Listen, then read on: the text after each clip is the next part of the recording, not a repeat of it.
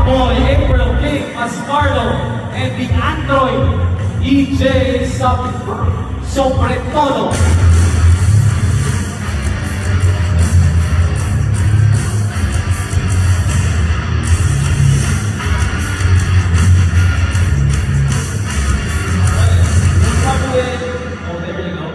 First place?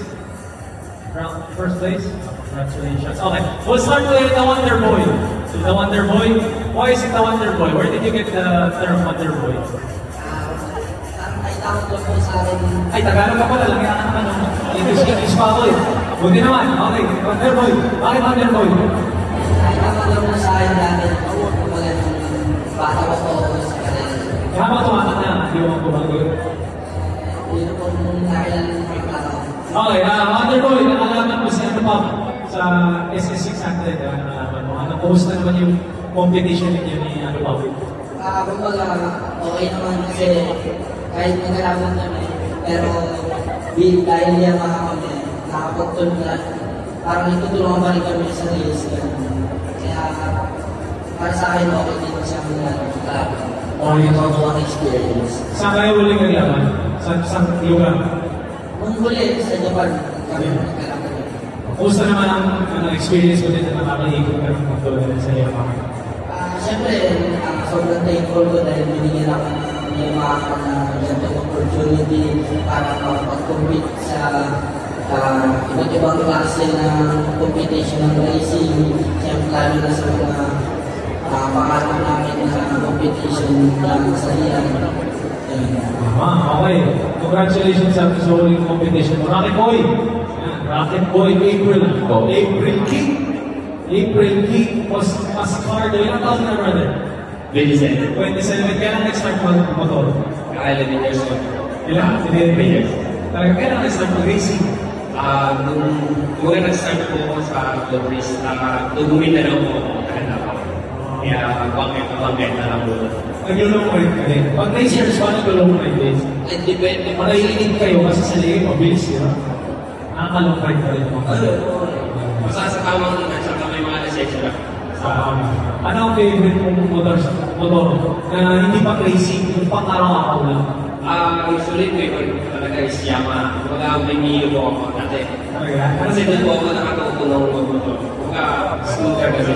125 muna, 155 down, and then slowly. Yes. Pag-usapan natin yung training ninyo so far. Of course, congratulations, this is round 3. Bali, ginawa ka lang po namin ito. Ayaw ka lang, hindi sa'yo yan. Ay, nawakan ko. Na-inspire po kami dito. Tama.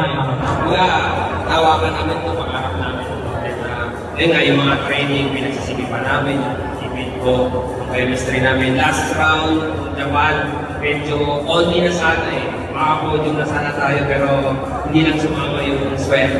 Kaya, ayun, sa susunod na round, mas maging confident pa kami, then di man natin nakuha, at least madami kami namin. O tama naman, of course, nasa likod nyo lang. Of course, kami nagsusuporta sa inyo, of course, ang Yamaha. Alright, thank you very much, Rocket Boy. The Android. Okay, mga nickname ninyo, the Android EJ Sobretodo. Brother, ito, sa ito. Di rin. Pero, ano to? Pinamanifest nyo lang. Pinamanifest kasi nung last round namin, nandun na kami sa top. Nagkakaintindihan na kami ni April kasi new teammates kami. So, nagkakaroon na kami ng magandang chemistry. Thankful din kami sa Yamaha kasi gumawa sila ng program para sa amin na lalo kami training ng gusto. Before kami sumala internationally, nag-train kami ng 2 weeks or 3 weeks para magkaintindihan kami na. Ayun, tama nga naman. Ano adjustments ang gagawin ninyo para maka-podium na tayo sa susunod? Ano mga adjustment natin? Yun nga, i-build ba namin yung chemistry namin lalo. Kasi yung mahirap na maging, lalo na when it comes to racing. Kasi hindi naman kami nag-uusap sa loob of during racing. Walang usap yun? Wala. More on eye contact lang kami, body language. Doon na kami nagkakaintindihan. Kaya yun ba yung kailangan pa namin i-build lalo. Ngayon, malakas na yung chemistry namin na papalakas naman namin lalo. Alright, para ko naman natin ang Yamaha Philippines Racing Team. The Wonder Boy, Magdalene Carpas, Rocket Boy, April King, Mascardo, and the Android, EJ Sobretodo.